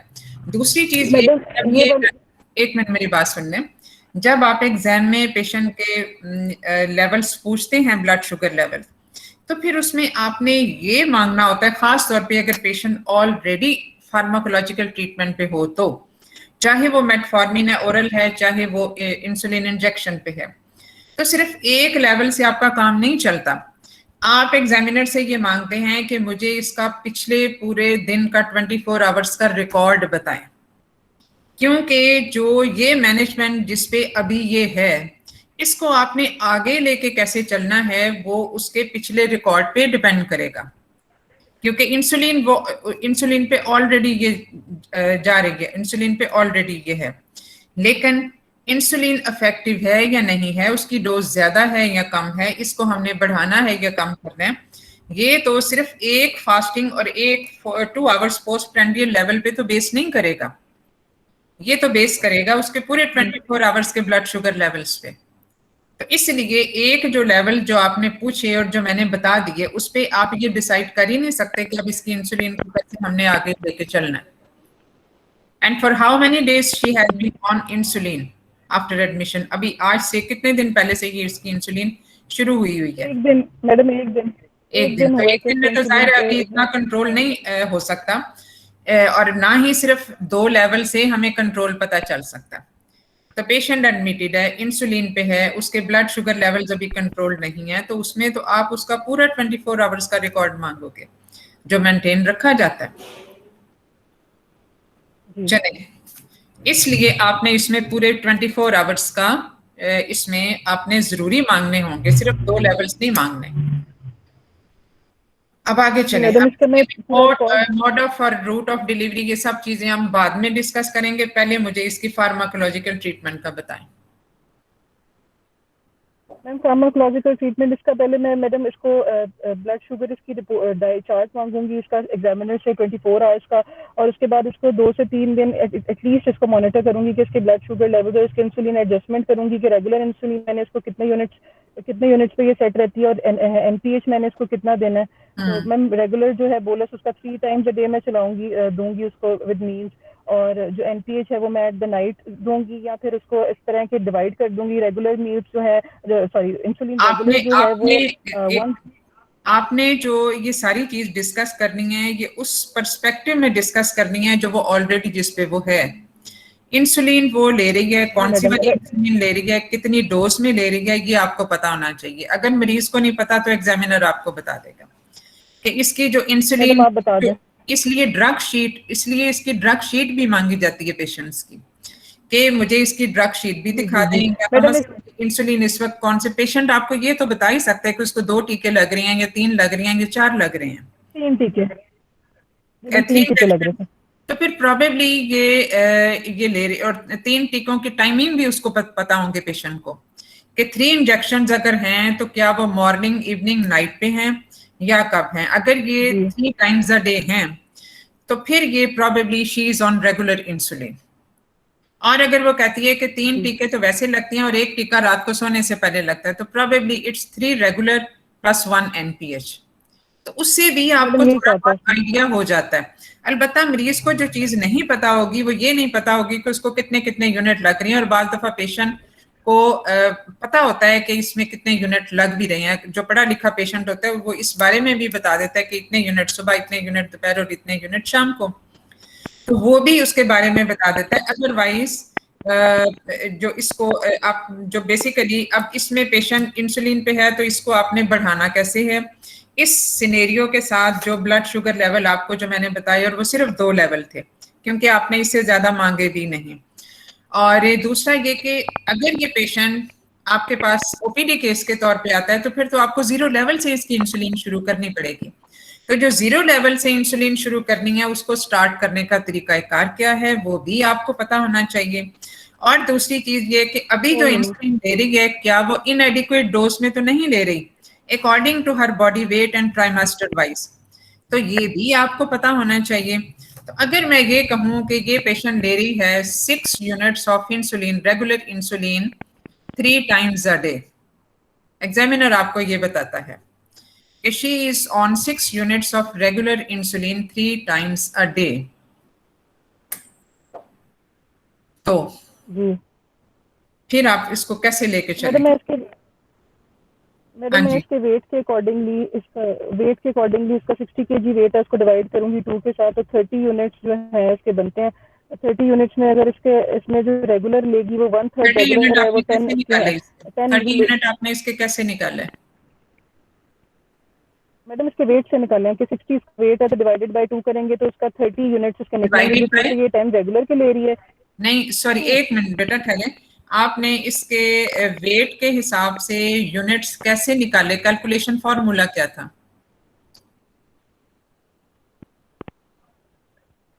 मैम वेट, पेशेंट का जो वेट है वो डिवाइडेड बाय 2, तो उसके यूनिट्स निकलेंगे जो उसके हमें देने हैं वेट डिवाइडेड बाय 2, पूरे दिन में। तो ये उसका निकलेगा, मैडम जिस तरह इसका 60, तो जिसका 60 60 है, वेट है। 60 kg उसका वेट है।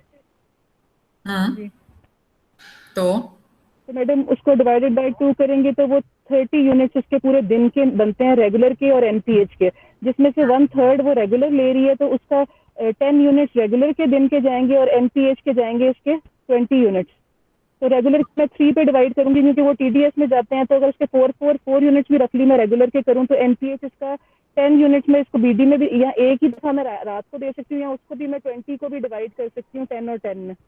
नहीं, इम्तिहान में ये नहीं होता कि मैं ये कर सकती हूँ और मैं वो कर सकती हूँ, आप करोगे क्या?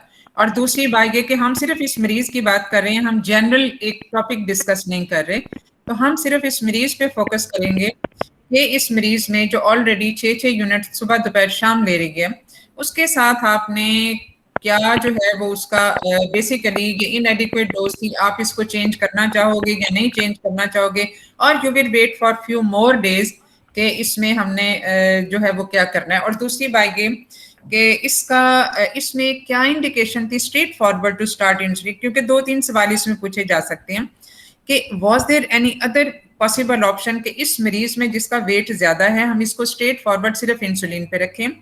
दूसरी चीज ये कि क्या ये इंसुलिन स्टार्ट करने का ओपिनियन इसका ठीक था, क्या ये सही डोज में शुरू हुई, क्या ये सही प्रेपरेशन शुरू हुई, और इसमें इसकी जो है वो based on the calculation by weight and बाकी जो चीजें हैं उसके बेस पे इसकी अप्रोप्रिएट डोज क्या होगी।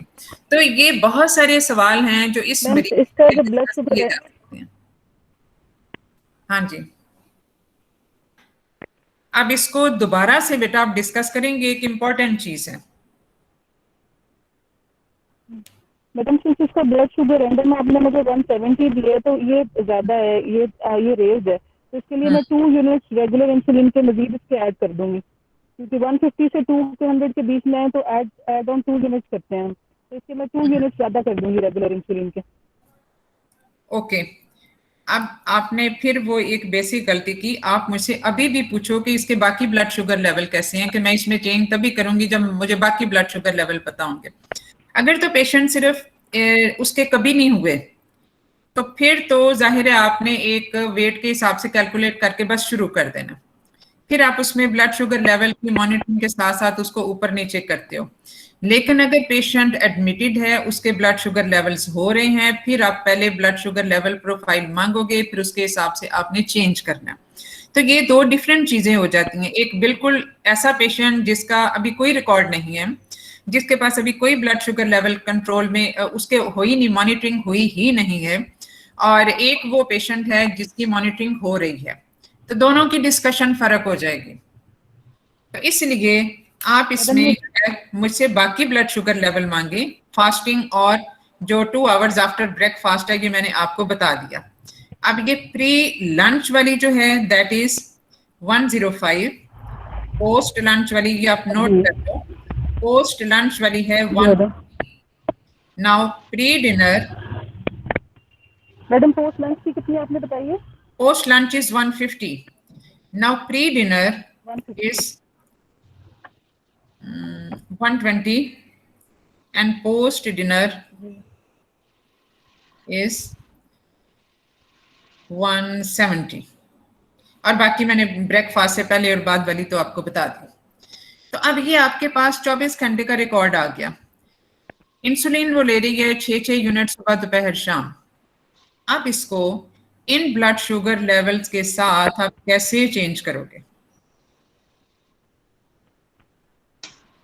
मैम प्री लंच इसका 105 ठीक है, पोस्ट लंच भी ठीक है, प्री डिनर भी इसका 120 है और पोस्ट डिनर भी इसका 3। मैम इसका मैं इसको क्योंकि आइडियली 140 तक मेरा रहना चाहिए, इसके मैं पोस्ट डिनर इसका लेवल जो है मैडम 170 की रेंज है, और पोस्ट लंच जो है बस बॉर्डर लाइन पे है। तो पोस्ट डिनर में मैं इससे पूछूंगी कि इसने क्या खाया था डिनर में, किसने क्या चीज ली थी। चलो वो हम ये अज्यूम कर लेते हैं कि वो डाइट कंट्रोल बहुत अच्छा कर रही है, वो डाइट कंट्रोल बहुत अच्छा कर रही है, हम ये अज्यूम कर लेते हैं, हम इसकी डिटेल में नहीं जाते।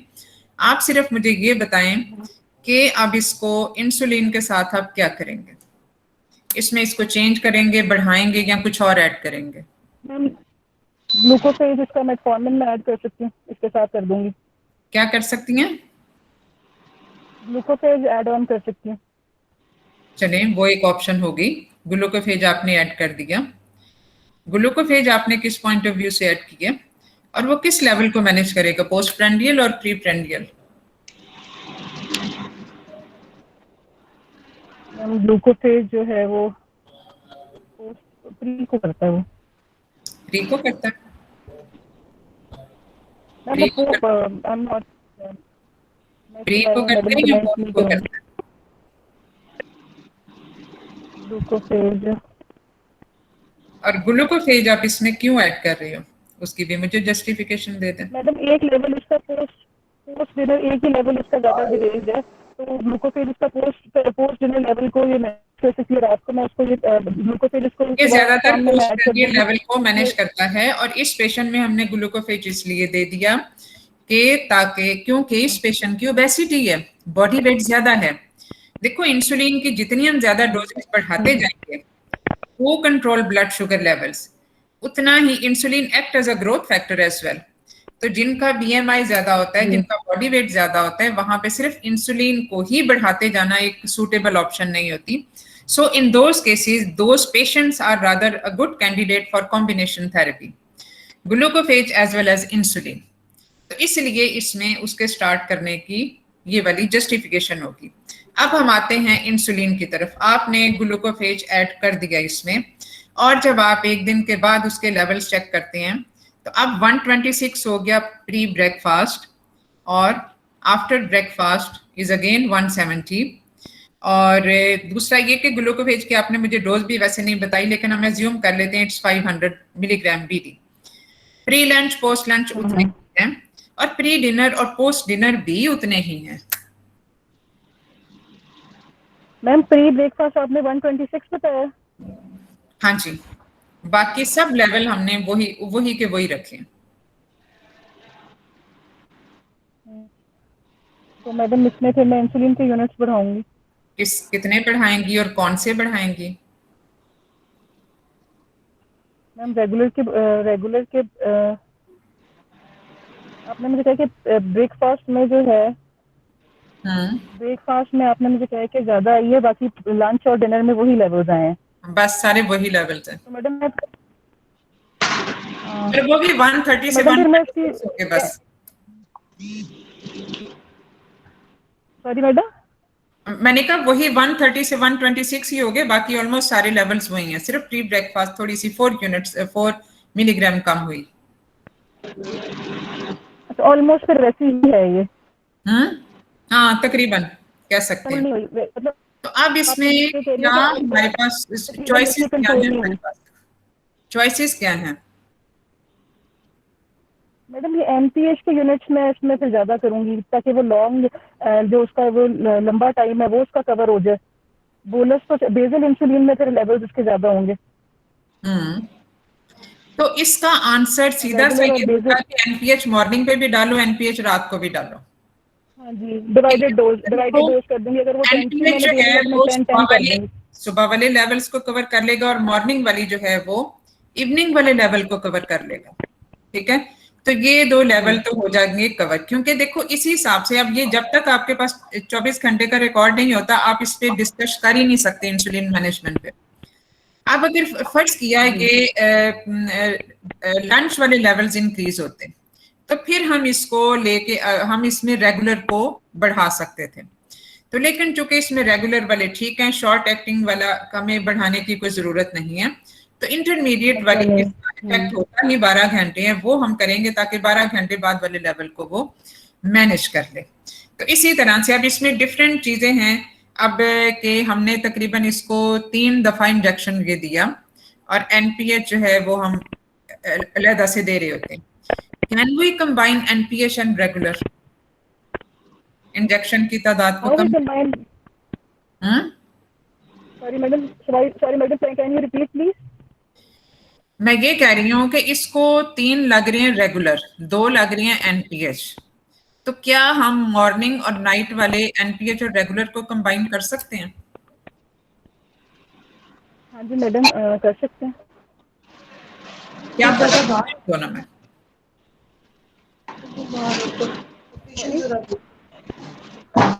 मैडम किसी का माइक ऑन है?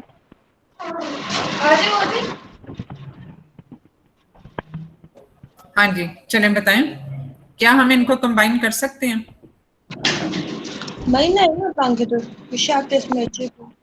मैडम रात वाले एनपीएच और मॉर्निंग वाले रेगुलर को कंबाइन मैडम आप दे सकते हैं। नहीं, रात वाला एनपीएच और मॉर्निंग वाला रेगुलर क्या मतलब? हम तो मॉर्निंग पे भी एनपीएच दे रहे हैं, रात में भी एनपीएच दे रहे हैं। मैं ये कह रही हूँ कि रात का रेगुलर और एनपीएच या मॉर्निंग का रेगुलर और एनपीएच क्या मिलाए जा सकते हैं? हाँ जी मैडम, मिला सकते हैं। ये 1/3 और 2/3 इंजेक्शन के आप अंदर पहले आप रेगुलर डालें इंजेक्शन के अंदर और फिर आप एनपीएच डालें और वो आप लगा सकते हैं अपने यूनिट सेट करके। लगा सकते हैं और इसमें पहले रेगुलर डालना होता है हमेशा, उसमें एनपीएच क्योंकि वो ट्रांसपेरेंट होता है तो कंटामिनेट नहीं करता, एनपीएच मिल्की होता है।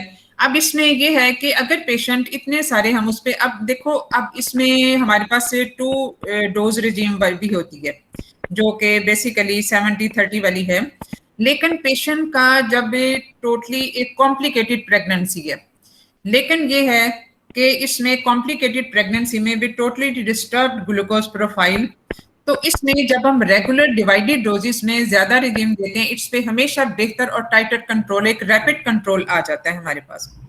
And once the control has been achieved, क्योंकि इसमें इंसुलिन स्ट्रेट फॉरवर्ड शुरू करने की ये वजह थी, it's already a complicated pregnancy because the patient has already developed polyhydramnios. Fetal weight तो हम एस्टिमेट नहीं कर सकते in presence of excessive liquor, तो इसमें जो है वो आप उसको जो है वो उसमें इंसुलिन स्टार्ट करना बनता ही है।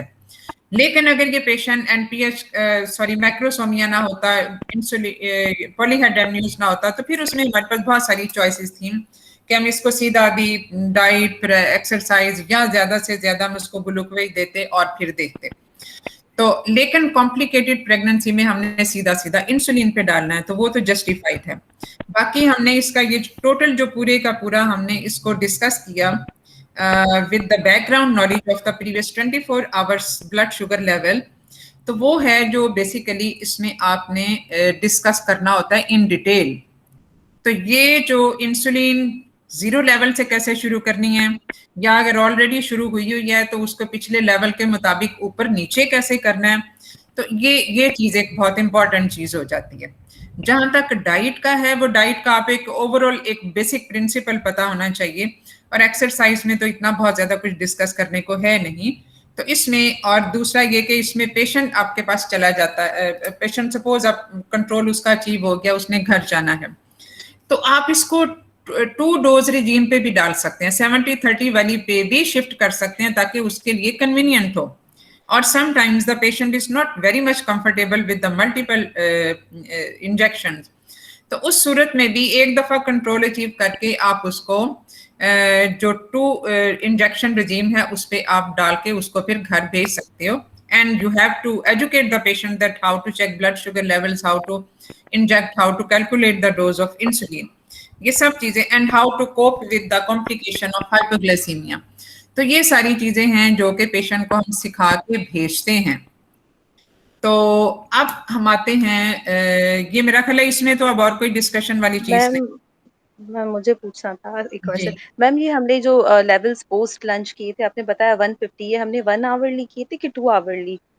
बेसिकली जो हमारे लेवल्स होते हैं 1 आवर 2 आवर दोनों ही कर सकते हैं, लेकिन हमें ज्यादातर क्योंकि उन दोनों के टारगेट टू बी अचीव्ड फर्क होते हैं। जो 1 आवर के बाद का टारगेट होना चाहिए और जो 2 आवर्स के बाद का टारगेट होना चाहिए, वो दोनों हम दोनों ही कर सकते हैं। 1 आवर वाला जरा ज्यादा कन्वीनियंट रहता है, उसमें आपको एक कट ऑफ लेवल भी पता होते हैं कि वो 140 से ज्यादा ना हो। और 2 आवर्स के बाद वाला जो है वो 2 आवर्स में जो है वो पेशेंट हो सकता है कुछ और खा पी ले, कुछ बहुत सारी चीजें हैं, तो इसमें 1 आवर वाला ज्यादा कन्वीनियंट रहता है। और इसलिए जो है वो 1 आवर वाला, लेकिन आपने बोलना जरूर है, रैंडम नहीं बोलना, आपने ये जरूर बोलना है कि फास्टिंग और 1 आवर पोस्ट प्रेंडियल या 2 आवर पोस्ट प्रेंडियल, क्योंकि दोनों के लेवल्स फर्क हैं। अब कार आप दोनों ही सकते हो, लेकिन उसके जो टारगेट हैं उसके मुताबिक फिर आपने उसका कंपैरिजन करना होगा कि ये मैं 2 आवर्स के बाद कर रही हूँ तो इसका टारगेट इतना होना चाहिए था, लेकिन ये इतना है, सो इट इज डिस्टर्ब। तो इसमें ये दोनों लेवल्स हैं, उसमें जरूरी नहीं है कि कोई हार्ड एंड फास्ट रूल, ऐसा नहीं है कि आप सिर्फ 1 आवर का बोलो या 2 आवर का बोलो। तो दोनों। और मैम ये भी पूछना था कि जब भी कोई कॉम्प्लिकेटेड प्रेगनेंसी होती है जैसे पॉलीहाइड्रोमेनोज और मैक्रोस में, तो उसमें ज्यादा टाइटर कंट्रोल रखते हैं, तो 110 तक का हमारा टारगेट होता है इसमें, तो फिर नहीं, देखो हमारा जो होता है ना, अब ये पॉपुलेशन वाइज भी फर्क होता है, ठीक है ना। कुछ पॉपुलेशन जिनमें, अब वही बात है ना कि हमारी जो गाइडलाइन क्या कहती हैं। अब दूसरी चीज ये कि once the patient is on therapy, without therapy target level फर्क होते हैं, उसमें आप थोड़ा सा लीवरेज दे देते हैं। और जो आफ्टर थेरेपी है, जैसे इस पेशेंट में इंसुलिन है, तो उसके टारगेट लेवल फर्क हो जाएंगे, क्योंकि इंसुलिन के साथ आप उसको उसके लेवल को अचीव कर रहे हो। अब उस लेवल को आपने नीचे लाने हैं जो विदाउट थेरेपी थे। तो without therapy level fasting should be 105 and with therapy level should be below 95 या 95 मैक्सिमम, लेकिन 72 से नीचे नहीं जाने चाहिए। तो ये एक उसकी लोअर लिमिट है, एक उसकी अपर लिमिट है, with therapy and without therapy. तो ये भी आपको ये समझने की जरूरत है कि इसमें कौन से लेवल हैं जो कि हमारे लिए एक एक्सेप्टेबल रेंज आ जाएंगे, ठीक है। ओके मैडम, हमने इसमें मॉर्निंग में एनपीएच जो स्टार्ट किया, उससे स्टार्ट जैसे कि ये पेशेंट प्रीवियसली थेरेपी पे ही थी, तो हमने वो 4 यूनिट से ही स्टार्ट करने हैं, उसका क्या बेसिक होगा, कैसे स्टार्ट करेंगे एनपीएच, क्योंकि ये पहले से ही थेरेपी पे थी। जो रेगुलर होता है वो पोस्ट प्रेंडियल लेवल को ज्यादा मैनेज कर रहा होता है, एनपीएच ज्यादातर फास्टिंग लेवल्स को, बेसल इंसुलिन होती है ना, ये जस्ट लाइक बेसल इंसुलिन। और जो बॉलिसीज होती हैं वो फूड इनटेक के साथ जो लेवल्स ऊपर नीचे जाते हैं उनको मैनेज कर रहे होते हैं। तो इसमें जो होता है कि इसमें आपको एक तो चीज आपने कैलकुलेट की जो अकॉर्डिंग टू बॉडी वेट थी, लेकिन पेशेंट जैसे इस पे ऑलरेडी इंसुलिन शुरू हुई है, अगर तो आपने 0 लेवल से शुरू करनी है, फिर गो अकॉर्डिंग टू फार्मूला, और उसमें फिर एक डेफिनेट फार्मूला है कि आपने मॉर्निंग टाइम पे जो एनपीएच है और रेगुलर है उसकी रेशो क्या रखनी है, नाइट टाइम की भी अपनी एक रेशो है कि आपने कितनी रेशो रखनी है। लेकिन अगर ये ऑलरेडी पेशेंट उस पे है तो फिर तो आप उसमें it is better to start with the low dose, and that low dose would minimum be 4 to 6 units. आप 4 यूनिट से भी शुरू कर सकते हो, क्योंकि इसमें लेवल उसके बहुत ज्यादा, अब ये फास्टिंग लेवल पे भी डिपेंड करता है कि जो प्री प्रेंडियल लेवल है वो कितने ग्रॉसली डिरेंज्ड हैं। इफ ग्रॉसली डिरेंज्ड तो फिर आप 6 यूनिट से करो।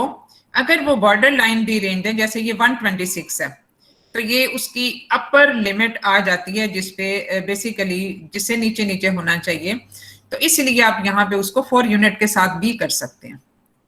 तो then you can increase the dose उसमें अकॉर्डिंगली, जैसे जैसे आप उसको करोगे तो उसमें, क्योंकि बहुत जो प्रोफाउंड हाइपोग्लाइसीमिया वाली चीज होती है, आपने उसको भी उसी तरह से पेशेंट को बचाना है जैसे आप हाइपरग्लाइसीमिया को अवॉइड कर रहे होते हैं, because this is equally dangerous for the baby. तो इसलिए हाइपोग्लाइसीमिक एपिसोड से बचाने के लिए आपने फिर उसको लोअर मिनिमम डोज से आप शुरू करते हो। मैम इस पेशेंट में हमारे पेशेंट की फास्टिंग भी बढ़ी हुई थी, प्री मील भी बढ़े हुए थे, पोस्ट मील भी बढ़े हुए थे। हाँ जी, सब बढ़े हुए थे। इसलिए हमने इसके साथ एनपीएच को कंबाइन करना ज्यादा मुनासिब समझा।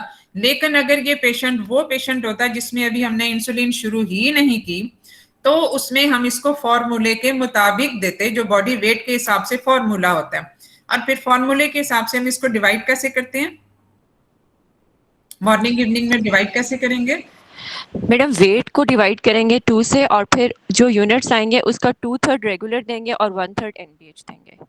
नहीं, मॉर्निंग 2/3 NPH.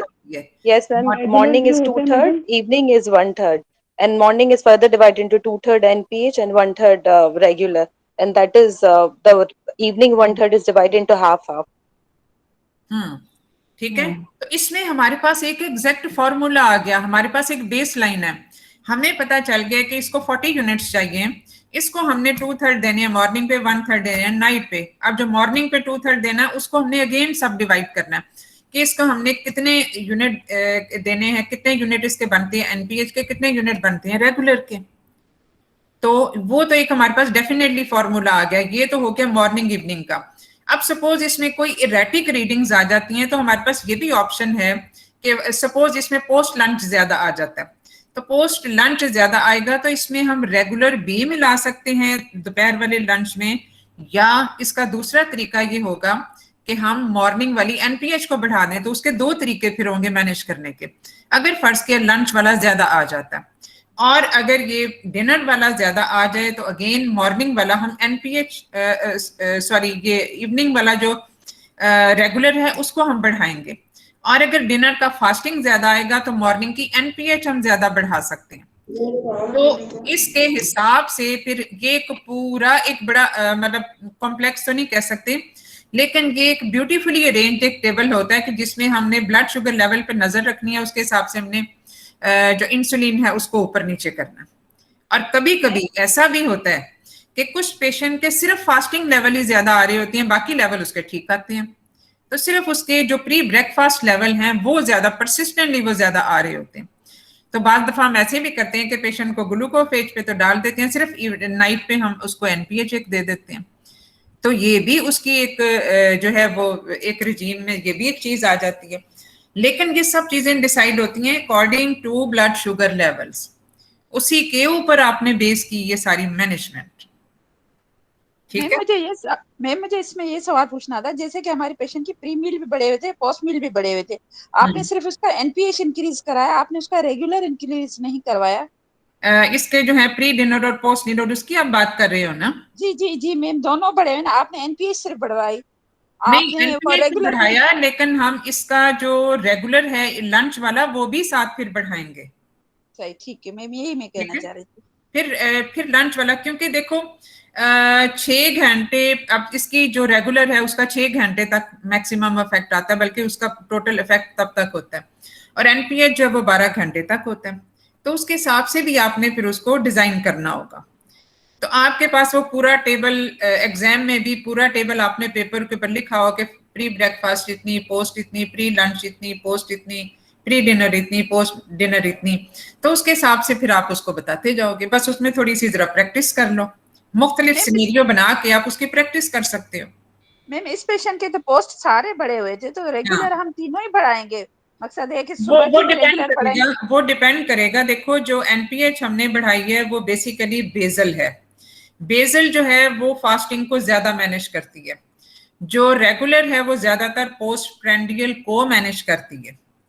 ठीक है, क्योंकि आपने ये जो रेगुलर है ये खाने से पहले लेनी होती है, ऐसा ही है ना? जी मैम बिल्कुल, खाने से पहले लेनी होती है, और जब तक पेशेंट मील लेता है उसके बाद जो एकदम हाइपरग्लाइसीमिया आता है उसको वो रेगुलेट कर रही होती है। तो फास्ट एनपीएच और रेगुलर इंसुलिन देने के ऑब्जेक्टिव्स ही फर्क है। एक ने फास्टिंग को करना है, एक ने पोस्ट प्रेंडियल को करना है। और किसी हद तक ये भी ना भूलें कि हम इसको साथ साथ ग्लूकोफेज भी दे रहे हैं, जो कि पोस्ट प्रेंडियल को भी वो भी कंट्रोल कर रही है। तो इसको हमने इस तरह से डेलिकेटली देना है और मॉनिटर करना है कि हाइपोग्लाइसीमिया वाली चीज ना हो, क्योंकि पेशेंट जब एक दफा थेरेपी पे आ जाता है, ड्रग थेरेपी पे आ जाता है, तो उसमें आपने हाइपोग्लाइसीमिया से भी उतना ही उसको इम्पोर्टेंट है बचाना हाइपोग्लाइसीमिया से जितना हम हाइपरग्लाइसीमिया को ट्रीट कर रहे होते हैं। तो हाइपोग्लाइसीमिया के एपिसोड्स को आइडेंटिफाई करना और उनको मैनेज करना और उनसे बचाना बहुत इंपॉर्टेंट एक एस्पेक्ट ऑफ मैनेजमेंट आ जाता है इन डायबिटिक प्रेगनेंसीज। ठीक है मैम, डाइट चार्ट का कॉन्सेप्ट दे दें प्लीज। डाइट चार्ट का तो देखो सिंपल सा है, this is based on the body weight of the patient. कि इसमें बीएमआई जो है वो अगर 27 से ऊपर चला जाएगा तो उसमें आपने उसकी कैलोरीज लिमिटेशन करनी है, और ये तकरीबन 2000 से 2500 तक। 30 से ऊपर चला जाएगा तो फिर आपने 1500 तक पे लेके जाना, और फिर ये आप डिवाइडेड डोजेस में करते हो इन 24 आवर्स। और उसमें जो बेसिक एक होता है कि 3 मील्स 3 स्नैक्स, एक स्नैक बेड टाइम पे होता है to prevent the morning hypoglycaemia, जो कि डॉन्स फिनोमेना भी होता है। तो उसकी वजह से जो एक प्रोफाउंड जो हाइपरग्लाइसीमिया होता है, सॉरी हाइपोग्लाइसीमिया जो मिड नाइट पे भी बाज दफा आता है, और उससे फिर ग्रोथ हार्मोन रिलीज होता है उससे और ज्यादा, ये जिसकी वजह से बाज दफा हाइपरग्लाइसीमिया मॉर्निंग वाला आ जाता है। तो उससे बचने के लिए एक नाइट स्नैक जो है वो जरूरी हो जाता है। तो this is basically 3 meals and 3 snacks. तो ये है जो आपने एक बेसिक प्रिंसिपल। अब लिमिटेड टाइम पीरियड में जो एग्जाम का टाइम पीरियड होता है, आप उसमें 15 मिनट बैठ के मरीज की डाइट तो नहीं डिजाइन कर सकते कि मैं मॉर्निंग में इसको नाश्ते में ये दूंगी, मैं ब्रेकफास्ट में, क्योंकि देखो अब हमारे पास पेशेंट होते हैं डिफरेंट टाइप्स के, उनकी डाइटरी हैबिट्स में फर्क होती हैं। एक पेशेंट है जो कि उसका ब्रेकफास्ट एक उसकी अपनी चॉइसेस हैं। अब जैसे कोई गांव से आने वाली औरत है, आप उसको ब्रेकफास्ट में कहोगे कि उसने ब्राउन ब्रेड लेनी है, वो कभी नहीं लेगी। वो अपना पराठा ही खाएगी, वो रोटी ही खाएगी, वो चावल ही खाएगी, जिसकी उसको सारी जिंदगी से आदत पड़ी हुई है। So it is always better and always wise to design the diet according to the patient's own dietary habits. आप उसको ये बता दो कि मॉर्निंग पे अगर उसने रोटी खानी है, पराठा खाना है, तो वो कितना ले सकती है या क्या वो नहीं ले सकती। तो ये आपने उसको गाइड करना होगा। अगर वो चाय पीने की आदी है तो कौन सा दूध इस्तेमाल करे, उसमें चीनी डाले या ना डाले। अगर चीनी के बगैर उसका गुजारा नहीं चल सकता तो फिर जो उसके आर्टिफिशियल स्वीटनर्स होते हैं, अगरचे वो भी कोई बहुत सूटेबल चॉइसेस नहीं होते, उनके अपने कुछ इश्यूज होते हैं, तो फिर आप उसको ये कह सकते हो कि वो कर सकती है। लेकिन डाइट को डिजाइन करो according to patient's own dietary habits. सिर्फ वो तब ही उसको स्टिक करते हैं, क्योंकि बहुत दफा आपने पेशेंट को देखा होगा कि हम उनको डाइट का बता बता के थक जाते हैं, लेकिन वो वही करते हैं जो उनका दिल चाहता है खाने को, और वहीं से उनका फिर कंट्रोल जो है वो पुअर होना शुरू हो जाता है। तो इसलिए जो है वो आपने इसको, लेकिन इसमें बेसिकली आप अगर बेसिक प्रिंसिपल बता दो तो वो भी काफ़ी होते हैं, क्योंकि हर मरीज की पहले उसकी डाइटरी हैबिट का पूछना, फिर उसके मुताबिक डाइट डिज़ाइन करना, वो एक लिमिटेड टाइम पीरियड में करना शायद पॉसिबल नहीं होता, वरना बहुत सारा आपका प्रेशियस टाइम तो इसी चीज़ में लग जाएगा। मैम तो कहते हैं कि अगर नॉर्मल जिस कैलोरीज हमारी 2500 है तो डायबिटीज को -500 देते हैं। ये कॉन्सेप्ट ये बेसिकली वही है ना कि कैलोरी रिस्ट्रिक्शन आपने करनी होती है। ये मेरा ख्याल है किसी का माइक शायद प्रॉब्लम कर रहा है, तो इसमें कैलोरिक रिस्ट्रिक्शन आपने करनी होती है ताकि पेशेंट का बॉडी वेट इंक्रीज ना करे, इसलिए कैलोरिक रिस्ट्रिक्शन की जाती है। लेकिन कैलोरिक लिमिटेशन जो है वो that is again based on the body weight. तो इसलिए जो है वो फिर इसमें बॉडी वेट के हिसाब से जो है वो सारा आपने बेस करना होगा। Now quickly coming to the mode of delivery, जो हम बीच में छोड़ देंगे, फिर इसमें इसको जाहिर है हो जाएगी डिस्कशन कि इसमें आपके time and mode of delivery. Ma'am मुझे एक थोड़ी सी चीज़ क्लियर करनी थी मैम। एक्चुअली इंसुलिन की दो रिजीम्स है, एक बेसल बोलस रिजीम और एक होती है बाईफेजिक रिजीम।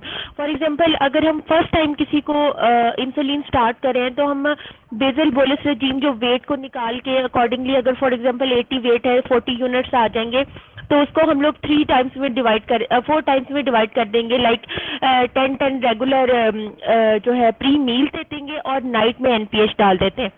फॉर एग्जाम्पल ये पेशेंट जो है ये प्रीवियस मतलब ऑलरेडी टेकिंग इंसुलिन, तो इसको हम लोग बाईफेजिक रेजीम पे जो मतलब 2/3 मॉर्निंग में और 1/3 जो करते हैं हम लोग नाइट पे कर देते हैं, जिसमें हाफ NPH और हाफ रेगुलर, और सेम जो है ना 2/3 हम लोग देखो जो आप जो चीज बता रहे हो ना, बेसिकली जो हम वेट के हिसाब से कैलकुलेट करते हैं वो तो मॉर्निंग इवनिंग वाली रिजीम होती है, ठीक है, जिसमें मॉर्निंग में आपने NPH प्लस रेगुलर दोनों आगे और यही इवनिंग पे भी होगा।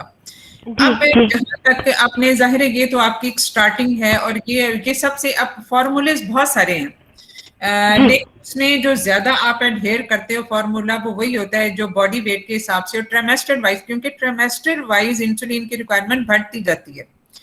तो यही वजह है कि थर्ड ट्राइमेस्टर की जो डोज होगी वो फर्क होगी as compare to that for the first trimester.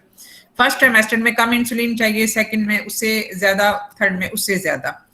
तो इसलिए जो है वो आपने उसको छोड़ के भी हम अगर हमने टोटल डोज कैलकुलेट कर ली तो फिर हम उसको अब ये हमारे पास ये चीज होती है कि हम उसको या तो स्टार्ट से ही, अगर उसके बहुत ज्यादा डी रेंज है और complicated pregnancy like in this case, तो हम उसको स्ट्रेट फॉरवर्ड 3 रेगुलर और 2 NPH पे डाल देंगे, 5 डोजेस तकरीबन बन जाएंगी। लेकिन इसमें आपने जो उस हिसाब से कैलकुलेट किया बॉडी वेट के हिसाब से, उसमें ज्यादा बेहतर और सिंपल फॉर्मूला एंड इजीली जो है वो एक्सप्लेनेबल टू एग्जामिनर्स भी वो ये होता है कि आप मॉर्निंग इवनिंग वाला बताएं। करने को आप बहुत सारी चीजें कर सकते हैं, बहुत सारी ऑप्शन इसमें हैं जो आप कर सकते हैं, लेकिन मॉर्निंग इवनिंग वाली चीज आप बताएं, उसमें फॉर्मूला के हिसाब से कैलकुलेट करके इंसुलिन की डोज बताएं कि मॉर्निंग पे मैंने 2/3 दी और 1/3 नाइट पे दी, और मॉर्निंग पे NPH इतनी, नाइट पे इतनी, मॉर्निंग पे रेगुलर इतनी और नाइट पे रेगुलर इतनी। तो उस हिसाब से आप बताएंगी तो this will simplify your scenario, क्योंकि बहुत ज्यादा उसको कॉम्प्लिकेट करके बताना, जैसे कैंडिडेट भी इवन बहुत सारी डिफरेंट चीजें बता रहे होते हैं, लेकिन एक वो चीज जिसके साथ हर ऑब्स्टेट्रिशियन की फेमिलियरिटी ज्यादा है, जो आप जस्टिफाई भी आसानी से कर सकते हो और जिसको आप एक्सप्लेन भी ज्यादा बेहतर कर सकते हो और जिसको बेसिकली कैलकुलेट करना भी आसान होता है, आप उसी को एडहेयर करो, ठीक है। तो इसमें ये बाईफेजिक, ट्राइफेजिक, मोनोफेजिक उसकी चीजों में जाने से बेहतर है कि आप इसमें जो है वो ज्यादा इसको इसी तरह से सिंपल रखो। Simple. Thank you so much ma'am. You mean कि कोई भी आप स्टार्ट करें, लाइक कोई भी मतलब जैसे मर्जी स्टार्ट करने, लेकिन आपने अगर 0 लेवल से शुरू करनी है तो गो अकॉर्डिंग टू फॉर्मूला। आपने ऑलरेडी स्टार्टेड इंसुलिन को मॉडिफाई करना है तो फिर आप उसके ब्लड शुगर लेवल जो पहले हो रहे हैं उसके हिसाब से चलो, और मैम 24 आवर लेवल देख के फिर हम उसको फिर आप उसको करें। अब मेरा ख्याल है हम इसमें मोड और टाइम ऑफ डिलीवरी भी डिस्कस कर लें, वरना वो हमारा पोर्शन रह जाएगा। एक सवाल है आपसे। चले जी, अब इसमें I will count for my couple. Ji I will count for the couple. हाँ जी मैम बताऊं आगे? हाँ जी बताएं। जी जुनैरा बताइए। I will count for the couple regarding the mode of delivery. Since the previous two deliveries are normal. सिर्फ थोड़ा सा मैं चीज आपको बता दूं कि यहाँ पे आपने ये एंड की सारी डिस्कशन इंसुलिन की कि मैं ये कर दूंगी और इसकी सारी ऑप्टिमाइज हो जाएगी और फिर मैं इसको घर भेज दूंगी और ये वो सारा, लेकिन वहां पे ये सवाल उठेगा मोड ऑफ डिलीवरी। तो एक आ जाती है बात कि इस वक्त इसको जो सिम्टोमेटिक पॉलीहाइड्रोमियोज है इसका आप क्या कर रहे हैं, क्या control of blood sugar levels इसके पॉलीहाइड्रोमियोज को रिवर्स कर देगा या नहीं करेगा? Because patient is symptomatic due to pressure symptoms by polyhydramnios. तो वो तो उसकी एक प्रेजेंटिंग कंप्लेंट थी, उसको तो हमने एड्रेस भी नहीं किया, और हीमोग्लोबिन भी उसकी 9.9 थी, उसको भी आपने एड्रेस नहीं किया। तो हीमोग्लोबिन पे तो सिंपली हम ये कह सकते हैं कि आप इसमें विनोफारिन वगैरह कैलकुलेट करके वो दो दोगे, चलो उसको भी हम एंड करते हैं। लेकिन व्हाट अबाउट द पॉलीहाइड्रेमियोस? मैम इसमें तो हम पहले ब्लड शुगर लेवल्स को थोड़ा अभी हम 3 to 4 डेज उसको हम देखेंगे कि वो कंट्रोल लेवल्स हैं, उसको हम अंडर मॉनिटर पेशेंट को। इससे इंसुलिन और ब्लड शुगर लेवल की डिस्कशन को हम एंड करते हैं, ये कंट्रोल हो गया और कंट्रोल ही रहा। लेकिन अब ये है कि इसका ये पॉलीहाइड्रेमियोस था। मेरा सवाल ये था कि पॉलीहाइड्रेमियोस का क्या बनेगा, वो तो सिम्टोमेटिक भी है, और क्या ब्लड शुगर कंट्रोल करने से पॉलीहाइड्रेमियोस का मसला हल हो जाएगा क्या?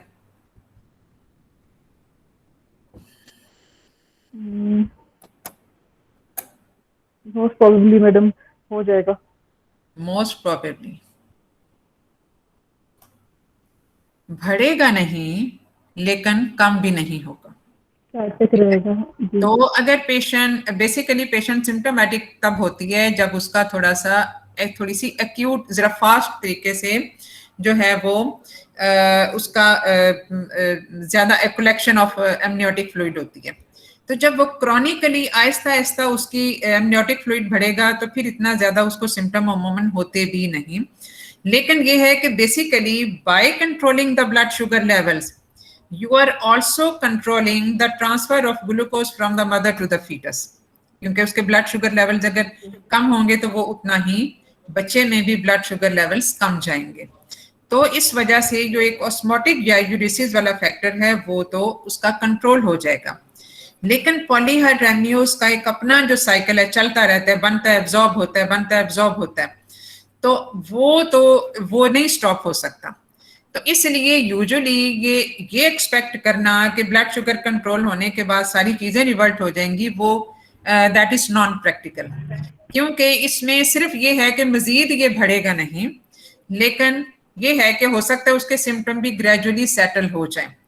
But in case if she is having acute shortness of breath and all the symptoms of polyhydramnios का एक्यूट एब्डोमिनल पेन भी है, शॉर्टनेस ऑफ ब्रेथ भी है, then for some time maybe you have to consider the amniocentesis partially, लेकिन उसकी अमूमन नौबत नहीं आती और उसके साथ उसको बहुत ज्यादा बेसिकली फर्क भी नहीं पड़ता, क्योंकि जो एमनियोटिक फ्लूइड का एक साइकिल है बनने का और एब्जॉर्ब होने का, वो तो स्टॉप नहीं हो सकता। अलबत्ता किसी हद तक आप ये कह सकते हैं अभी ये 32 वीक्स पे है, तो may be for 48 to 72 hours आप इसको इंडोमेथासिन भी दे दें, जो कि कंट्रोल करेगी फीटल यूरिन प्रोडक्शन। तो किसी हद तक वो शॉर्ट टर्म थेरेपी का भी उसमें रोल आ सकता है if she is still having shortness of breath due to this accumulation of excessive liquor. लेकिन आपने उसकी अगर बेसिक पैथोलॉजी को कंट्रोल कर लिया, जो कि मैटरनल हाइपरग्लाइसीमिया था, तो probably this will not worsen more.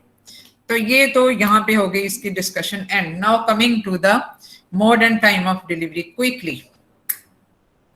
Madam I will counsel the couple regarding the mode of delivery. So if the previous two deliveries are STDs, it will be my utmost desire and wish to deliver the baby with normal vaginal delivery. ये जो लफ्ज होते हैं ना absolute word के, absolute या utmost Dzire, ये थोड़े से नॉन प्रैक्टिकल हो जाते हैं। डिलीवरी सिर्फ आप ही की डिजायर पे तो नहीं ना होगी, इसमें हमेशा थोड़े से जो होते हैं ना कह सकते हैं प्रोफेशनल टर्मिनोलॉजी यूज करनी चाहिए। आप ये कह सकते हो कि माई एम विल बी, लेकिन utmost डिजायर वाली बात सही नहीं है। तो अल्फाज का चुनाव बड़ा जो है वो जरूरी होता है इम्तिहान में। हाँ जी, my aim will be to deliver the baby through spontaneous vaginal delivery, and for that I will ask my if there are some domestic issues I may spontaneous vaginal delivery का भी लफ्ज नहीं है, बस my aim is to deliver vaginally। आपको क्या पता वो स्पॉन्टेनियस हो या असिस्टेड करनी पड़े हमें। ठीक है। My aim is to deliver the baby through vaginal delivery, and if the blood sugar levels are controlled, and the domestic issues are there, I may send the patient to a home, and I will ask her to keep an eye on the fetal kick count, and if she perceives lesser movement, she may report immediately to the labor room. and for the mode of delivery, I first of all अब इसमें चूंकि पॉलीहाइड्रोनियस वाला issue रहा, आपने उसको educate करना है ये उसकी ब्लड शुगर लेवल की मॉनिटरिंग के बारे में, इंसुलिन के जारी रखने के बारे में, और फ्रीक्वेंट एंटीनेटल विजिट के बारे में, क्योंकि ये एक मल्टी डिसिप्लिनरी अप्रोच का लफ्ज बोल देना हमेशा ही सही होता है कि आप डायबिटिक क्लिनिक वालों के साथ भी ये सारा कुछ लेजन रखोगे। और इसके अलावा पॉलीहाइड्रोनियस की वजह से जो प्री टर्म लेबर उसको हो सकती है उसके बारे में भी, और इसकी वजह से जो प्रॉम हो सकता है, कोई कॉर्ड प्रोलैप्स हो सकता है, उसके बारे में भी। तो इसलिए जो है ये सारी चीजों के बारे में आप उसको बताओगे और फिर ही उसको भेजोगे। पेशेंट अगर फर्ज किया है, अब जाहिर है वो 2 बच्चे उसके घर पे हैं फॉर लॉन्ग टाइम, तो आप उसको नहीं रख सकते, लेकिन ये सारी चीजें आप एक्सप्लेन करके उसको घर भेजोगे। चलें जी, आपका ठीक है, एम तो आपका हो गया कि आपने इसको डिलीवर करना है vaginal. Steroid cover what time? हाँ जी, स्टेरॉइड 38 कंप्लीटेड वीक्स पे मेरा एम ये होगा कि मैं इसको टर्म तक प्रेगनेंसी को लेके जाऊं। इससे पहले मैडम इसको स्टेरॉइड कवर भी देना है, उसके लिए भी मुझे इसको मॉनिटर करना पड़ेगा, एडमिट करना पड़ेगा, उससे मॉनिटर करना पड़ेगा 3 to 4 डेज एटलीस्ट। आपने अभी क्यों ना दे दिया? अगर पॉलीहाइड्रोनियस की वजह से इसमें प्री टर्म, अब इसी तरह से चीजें बीच में मिस हो जाती हैं ना फिर, तो इसलिए मैंने बोलना था। हाँ, क्या था? बोलना था? मैंने बोलना था कि ये पेशेंट जी, क्योंकि पेशेंट एडमिट है और ये सिम्टम्स के साथ आई है, मैं इसको स्टेरॉइड कवर भी अभी दे दूंगी। ठीक है, नहीं छोके मैडम, अभी देंगे, क्योंकि पॉलीहाइड्रोनियस की वजह से she is at high risk to go into preterm labour. ठीक है, तो उसकी वजह से जो गड़बड़ होगी उसमें हम थोड़ा सा एक्स्ट्रा हम स्लाइडिंग स्केल के हिसाब से उसको कवर कर सकते हैं, बेसिक जो रिजीम है उसमें चेंज नहीं करेंगे। चलो ठीक है, अब ये सारा कुछ ठीक रहता है, तो इसके बाद फिर हमने इसको कितने अरसे बाद बुलवाना है, इसने घर जाके ब्लड शुगर लेवल कितने मेंटेन करने हैं और कैसे मेंटेन करने हैं, उसका रिकॉर्ड कैसे रखना है। हर विजिट पे इसने हमें ब्लड शुगर लेवल जाके चेक करवाने हैं। कौन कौन से टेस्ट हैं जो हमने इसके रिपीट करने हैं, अल्ट्रासाउंड हमने इसका कब कब कराना है और क्यों कराना है। तो ये सारी चीजें हैं जो इसमें हम डिस्चार्ज के टाइम पे इसको सारा कुछ बता के भेजेंगे। तो इसलिए हम इसको ये सारा कुछ करेंगे। और फिर इफ एवरीथिंग गोस ओके, तो ये पेशेंट है कॉम्प्लिकेटेड प्रेगनेंसी। ठीक है, यानी पॉलीहाइड्रोनियस उसको डेवलप हो गया। पॉलीहाइड्रोनियस की मौजूदगी में हम वेट असेसमेंट नहीं कर सकते, but this can be assessed on ultrasound. तो अल्ट्रासाउंड पे जो है हम बेसिकली ग्रोथ स्कैन होता है जो मिनिमम 3 वीकली होना चाहिए, वो हम जरूर करवाएंगे। फीटल वेलबींग की जो मॉनिटरिंग है वो इसमें इतनी ज्यादा इंडिकेटेड नहीं होगी, तो इसलिए अगर जाहिर है इसमें हमारा एम होना चाहिए being a complicated diabetic pregnancy to deliver her at 38 weeks. जी मैडम, उसके लिए मैडम इंडक्शन ऑफ लेबर के लिए मैं इंडक्शन ऑफ लेबर हम कर सकते हैं। हाँ जी, तो मैडम उसमें ये करूंगी कि जो उसको पेशेंट को काउंसिल करूंगी कि जो रात वाली एनपीएच है या वो ओमिट कर दें या वो हाफ वाली ले और रात वाली रेगुलर इंसुलिन ले ले, और सुबह वाली मॉर्निंग रेगुलर जो है इंसुलिन वो ये ओमिट कर दे, और लाइट स्नैक्स के साथ या वाटर के साथ इस तरह वो ले और वो आए।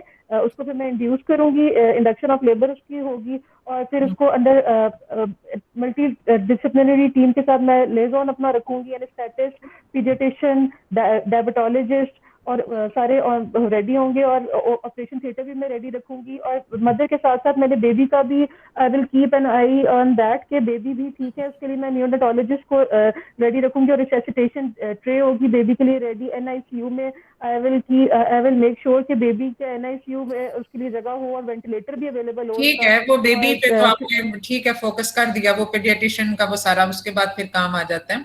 लेकिन बेसिकली जो आप चीज इसमें जो होगा कि इंट्रापार्टम इसकी मैनेजमेंट कैसे होगी, वो आपने इंसुलिन पे पेशेंट ऑलरेडी है उसको कैसे आप मैनेज करोगे, ये चीजें हैं जो कि आपने इसको देनी है। और उसमें मॉर्निंग की डोज आप ओमिट इसमें क्यों करोगे? आपने यही बोला ना ओमिट करेंगे। हाँ जी मैडम, रेगुलर इंसुलिन ओमिट करते हैं मॉर्निंग में before induction and before labour. जी मैडम, इस सेक्शन से पहले मैडम इंडक्शन से मतलब जब मैंने इसको इंडक्शन करनी है सुबह, तो रात वाला एनपीएच मैं उसको कहूंगी रात में रेगुलर वो लेगी, लेकिन एनपीएच वो हाफ कर देगी, ओमिट कर देगी, और मॉर्निंग वाली रेगुलर भी ओमिट होगी। क्यों?